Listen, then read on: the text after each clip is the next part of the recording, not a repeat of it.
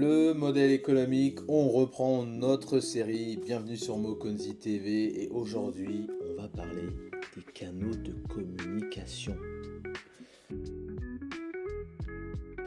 Alors, je m'appelle Kevin, bienvenue sur Mokonzi TV.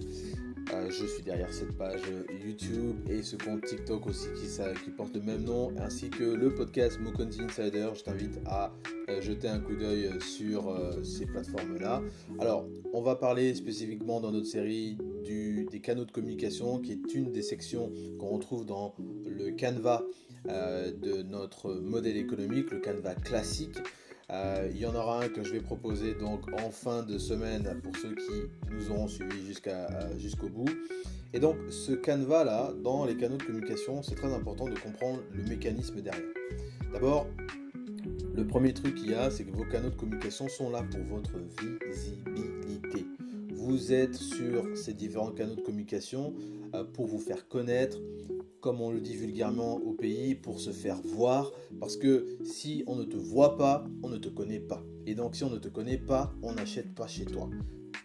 Ça marche comme ça. Ensuite, il y a le fait que tu dois aider tes clients ou tes potentiels clients à évaluer ta proposition de valeur. C'est-à-dire, ils ont besoin de regarder ce que tu proposes comparativement à ce que d'autres proposent. Donc, il faut faire une sorte de comparaison.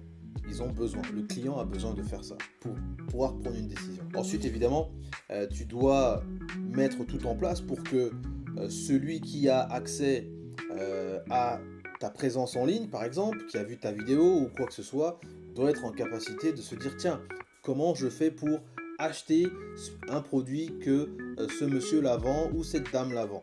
Donc tu dois organiser en fait le chemin, je dirais, qui va permettre à un client de dire aujourd'hui j'ai pris ma décision, j'achète ce produit. Ensuite on continue, il faut que tu puisses aussi faire ce que tu dis, c'est-à-dire que si tu nous présentes une proposition de valeur, tu dois aussi nous montrer que tu exécutes cette proposition de valeur là. Donc si ta proposition de valeur, comme nous l'avons dit dans la précédente vidéo, s'appuie sur peut-être une rapidité d'exécution, une performance particulière, une qualité, une utilisation simplifiée, il faut que dans les termes et dans l'action, justement la simplification se présente et se fasse. Donc il faut que tu nous démontres que c'est. Et ensuite, évidemment, le dernier pilier qui est très important quand on parle de canaux de communication, c'est l'après-vente. C'est qu'une fois que tu as fait tout ce travail-là, d'aller chercher ton client, de le convaincre, tu l'as identifié, etc., il faut penser à l'après-vente parce qu'un client satisfait peut t'en amener d'autres. Ça, ce sont des techniques de vente, on le verra peut-être dans une autre vidéo. Mais toujours est-il que l'après-vente, c'est très important. Tu dois être disponible pour les clients qui auraient des difficultés avec ton produit ou ton service. Donc, tous ces éléments-là rentrent dans le mécanisme que tu as besoin de comprendre quand il s'agit de canaux de communication. Il ne s'agit pas juste de communiquer pour communiquer, mais il s'agit de comprendre les différents éléments qui sont dans les canaux de communication. On va aller un petit peu plus loin pour avancer dans la partie des canaux de communication.